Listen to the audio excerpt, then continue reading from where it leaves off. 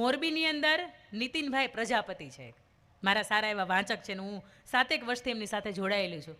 એમની તે સંતાનની અંદર એક દીકરી, તમે સમજો, દીકરીનો જન્મ થાય એટલે એક કંપનીનો માલિક બને.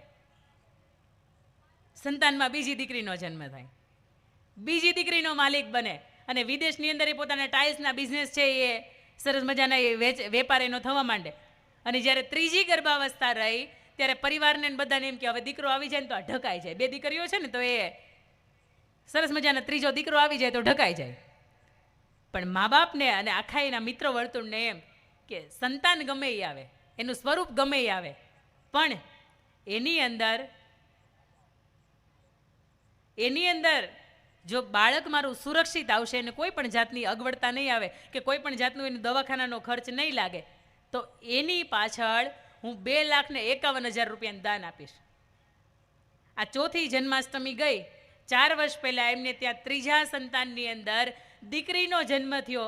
1.25 મહિનાએ આપણે એને દેવ ડેરી લઈ જઈએ, 1.25 મહિનાએ એ દેવતાએ લઈ ગયા અને ત્યાં લખાવવામાં આવ્યું કે નીતિનભાઈ પ્રજાપતિને ત્યાં 2 દીકરીઓ પછી ત્રીજી દીકરીનો જન્મ થયો, એટલા માટે 2,51,000 રૂપિયાનું અહીંયા રોકડું દાન છે આપવામાં આવે છે. તમે સમજો, ન્યાની જે વ્યવસ્થા કમિટી હતી ને એને તરત એવું થયું કે ભૂલથી એ લોકોને દીકરી લખાવાઈ ગયું છે. 2 દીકરી પછી આ ત્રીજા દીકરાનો જન્મ હશે ને એટલા માટે 2,51 આપવા આવ્યા છે.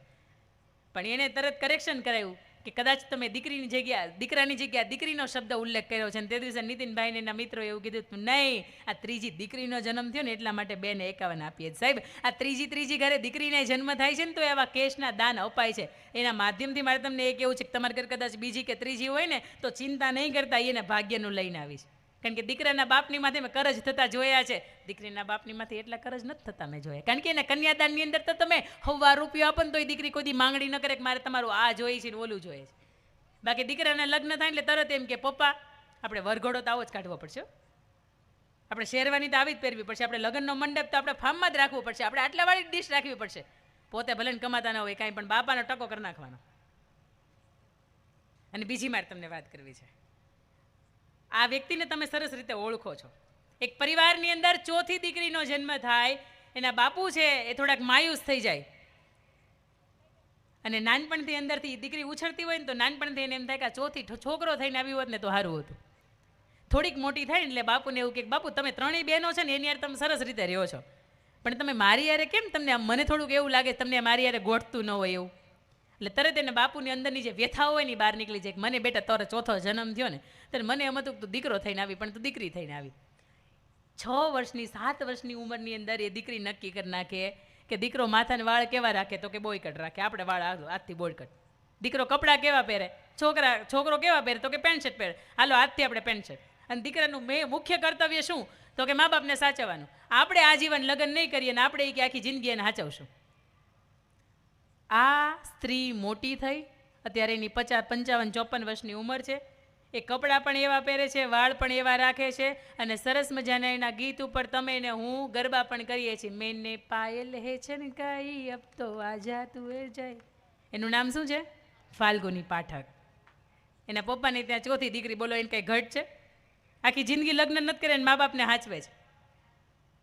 એટલે ઘરે બીજી હોય ત્રીજી હોય ને બહુ બે સરસ મજાના દુખણા લેજો ને એમ કહેજો કરે વાહ અમે ઈશ્વરને, અમે ખરેખર ઈશ્વરના ચોપડાની અંદર આપણું પુણ્ય વધારે બોલતું હશે એટલે જ એ આપણા ભાગ્યની અંદર છે. પણ મારે દીકરીના હિતની વાત કરવી છે, દીકરીઓ કેવી હોય આવી મારે તમને વાત કરવી છે. ત્યારે મારે તમને વાત કરવી છે કે એ આઝાદી નહોતી મળી એ પહેલાંનો સમય, અને એની અંદર બંગાળનો એક ગવર્નર સ્ટીફન જેનું નામ, એ બહુ ખૂંખાર.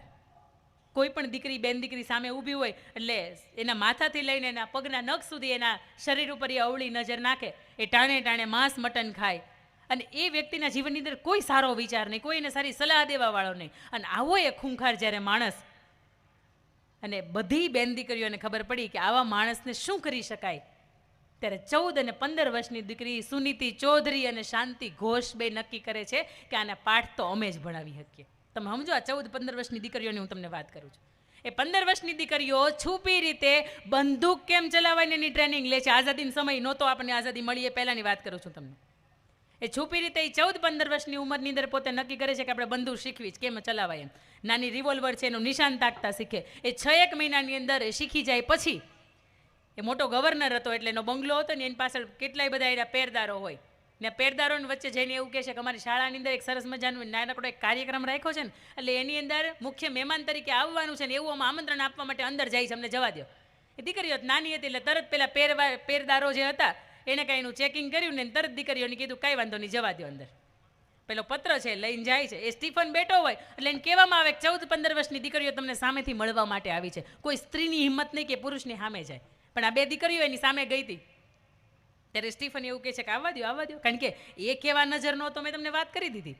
દીકરીઓ જેવી અંદર આવે છે અને હજી તો એના હાથની એ વસ્તુ એને આપે છે અને હજી તો પગ ઉપર એની નજર નાખે છે, એ જ સમયની અંદર પોતાની ચૂંદડીના છેડાની પાછળ સંતાડેલી બંદૂકમાંથી એ સ્ટીફનને 6 દુને 12 ગોળી ધરબી દે છે અને એને ન્યા મોતને ઘાટ ઉતારી દે. સાહેબ, આ સુનીતિ ચૌધરી એટલે આપણા જ સમાજની દીકરીની મારે તમને વાત કરવી છે.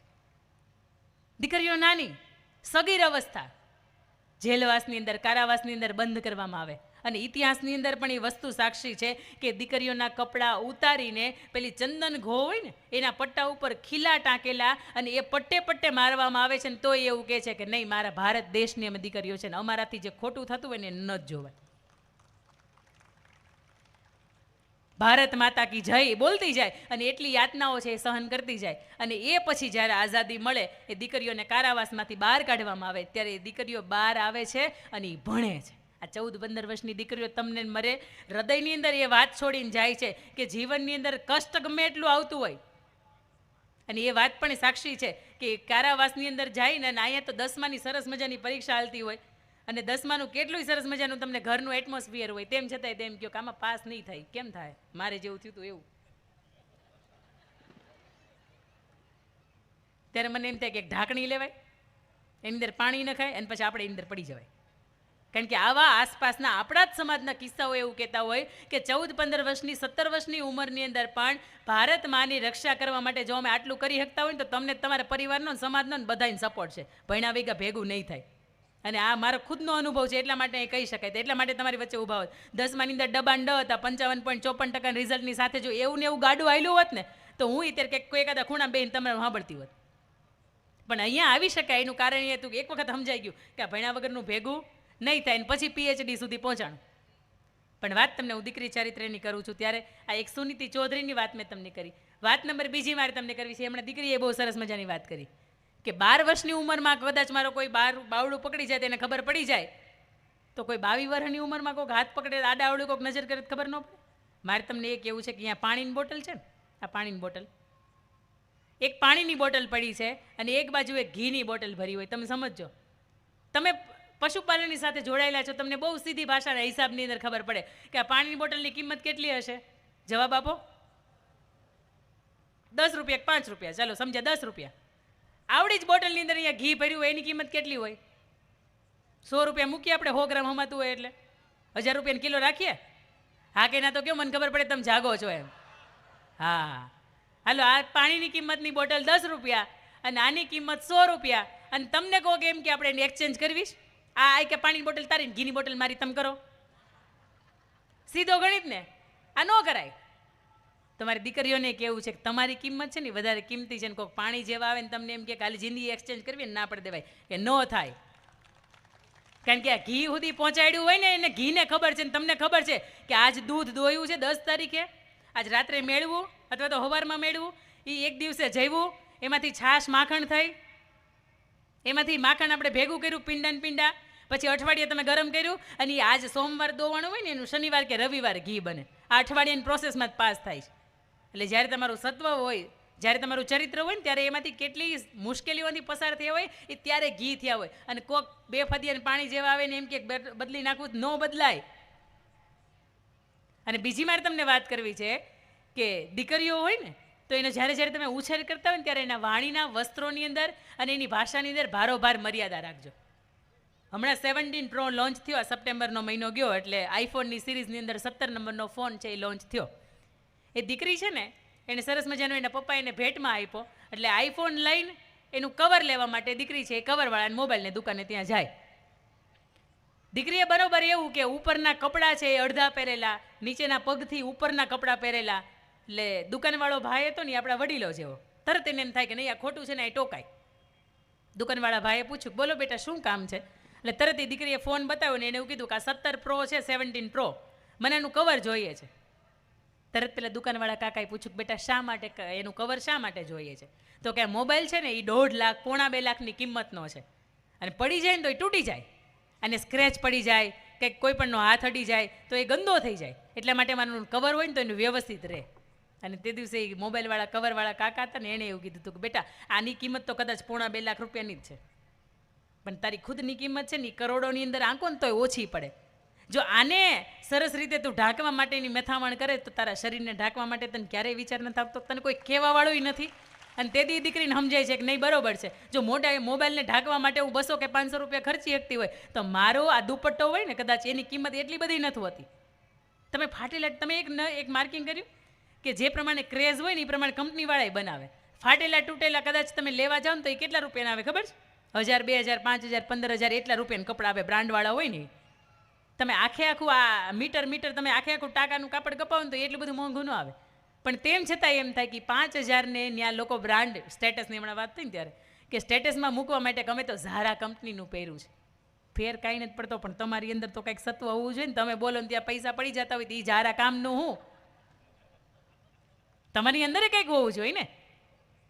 એક પ્રસંગ એવો સરસ મજાનો છે કે એક પપ્પા અને એક દીકરી, ઉંમર થઈ ગયેલી બાપની, અને એ મરણ પથારીએ પડેલા છે, અને દીકરીને એવું કહે છે કે બેટા આપણા ઘરની અંદર એક પથ્થર છે, અને કદાચ આવતીકાલે હવે શું થાય મને ખબર નથી, પણ તારે એમ કરવાનું છે કે આ પથ્થર લઈને તારે બજારની અંદર જવાનું છે, અને આ નાકા ઉપર એક શાકભાજી વેચવાવાળો છે, આ 2 કિલોનો પથ્થર છે, ને તારે જઈને એને પૂછવાનું છે કે આની કિંમત શું છે. અને શાકભાજીવાળા શાકભાજીનું કામ કરતા હોય એને લગભગ આ તોડવામાં કામ લાગે. 2 કિલો કોઈક દૂધી જોખી જાય, રીંગણા જોખી જાય, બટાકા જોખી જાય, ટમેટા જોખી જાય. એટલે ત્યાં ગઈ એ દીકરી, અને બાપે ના પાડી હતી બેટા તારે વેચવાનો નથી, ખાલી એની ભાવ જ પૂછવાનો છે. દીકરી ત્યાં ગઈ ને એને પૂછ્યું કે આ પથ્થરની કિંમત તમે શું આપી શકો? આ 2 કિલોનો છે.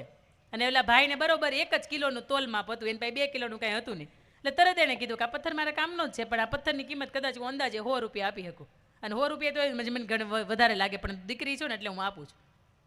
દીકરી ઘરે આવીને બાપુને કીધું, બાપુ પેલો શાકભાજીવાળો એવું કહે છે કે આના 100 રૂપિયા આવે. કંઈ વાંધો નહીં બેટા. બીજે દિવસે આપણું જે ઘર છે ને કે એનાથી તું 1-1.5 કિલોમીટર ચાલીશ ને એટલે તે ત્યાં પુરાતત્વ વિભાગવાળા છે, એન્ટિક વસ્તુઓ સાચવે છે. તું ત્યાં જાજે અને ત્યાં જઈને એને જઈને કહેજે કે આની વસ્તુ, આ જે વસ્તુ મારા હાથની અંદર છે આની કિંમત શું છે. ત્યાં તો પણ તારે વેચવાનું તો નથી બિલકુલ. એ દીકરી છે બીજે દિવસે એ એન્ટિક વસ્તુવાળા હોય ત્યાં જઈને એવું કે આ તો પર્પલ શેડનો દુર્લભ પથ્થર છે કે જેમાંથી આ બધા સ્ટોનની, આપણે મોઝેનાઇટ સ્ટોનની બધી જ્વેલરી બને ને, આ એ પથ્થર છે. આ પથ્થર બહુ મોંઘો હોય બેટા, અને આ પથ્થરની 2 લાખ તો હું તને ઓછામાં ઓછી કિંમત આપી શકું, પણ તેમ છતાંય મારી પાસેથી ખરીદનાર છે એને હું પૂછી લખું, જો વધારે દેતા હોય તો મને તને વધારે આપવામાં વાંધો નથી. એ દીકરી તો હરખાઈ ગઈ. ઓહો, પહેલાં લોકોએ મને એવું કીધું કે આની કિંમત કદાચ 100 રૂપિયા હું માંડ તને આપી શકું, અને આ માણસ એવું કહે છે ને 2 લાખ રૂપિયા આપી શકું. એ હર્ષભેર પાછી આવે ને એના પપ્પાને એવું કે પપ્પા આ પથ્થરને વેચી નખાય. પપ્પા પૂછે કેમ? તરત જ કીધું કે બાપુ એણે એવું કીધું કે આ પથ્થર છે ને એની 2 લાખ હું તને કિંમત આપી શકું. એટલે તરત એને પપ્પાએ એવું કીધું બેટા આના માધ્યમથી મારે તને સમજાવવું ખાલી એટલું જ છે કે જે વ્યક્તિ તારી કિંમત કરે, જે વ્યક્તિ તારી કદર કરે, અને જે વ્યક્તિ તારું મૂલ્ય સમજે ને એની સાથે જીવનમાં જવાય, બાકી ગમે એની યાર હાલતું ન થઈ જવાય.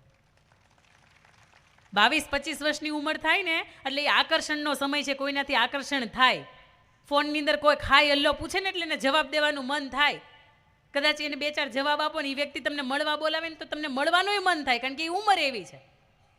પણ એની વચ્ચે મેં તમને કહ્યું એમ કે મમ્મી પૂછે બેટા ક્યાં જા છો, તરત એવું કે ઓલી મારી બેનપણી નથી સોનાલી કે એને ઘડીક જઈને આવું છું. અને મમ્મીને બિચારાને ભારોભાર એવું હોય કે બરોબર છે મારી દીકરી સોનલના ઘર સિવાય ક્યાંય જાય નહીં, કારણ કે ઉમરું વળંગીને કોઈ દી ગઈ નથી, પણ એને ખબર નથી કે આ જે પેલો છે ને એ હાથમાં મેં એને આપી દીધો છે. તમે સમજો એની તાકાત કેવડી છે ને એની નુકસાની કેવડી છે.